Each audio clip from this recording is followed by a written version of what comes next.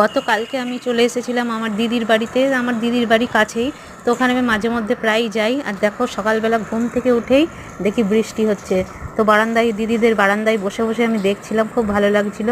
তো তারপরে দিদি জলখাবার বানিয়েছিল, লুচি আর আলুর তরকারি, আর তার সঙ্গে ছিল আম সন্দেশ। আমরা সবাই মিলে একসাথে খেতে বসেছিলাম, আমার মা, পিসি, মাসি, মৌমি। তো সবাই মিলে খেতে বসার একটা মজাই আলাদা। তো তারপরে দেখো মা চান করে পিসি মায়ের চুলটা একটু আঁচড়ে দিচ্ছিল। তো দিদির বাড়ি আমি মাঝে মধ্যেই যাই। আর এখানে দেখো মৌমি লিচু নিয়ে বসে পড়েছে, ও লিচু খেতে খুব ভালোবাসে, ওর লিচু খুব প্রিয়। তো যাই হোক, দেখো দুপুরবেলা তারপরে দিদি করেছিল ফ্রাইড রাইস, আলুর দম, চাটনি, তার সঙ্গে ছিল দই। তো অনেক কিছু এই নিয়ে আবার সবাই একসাথে বসে পড়েছি খেতে।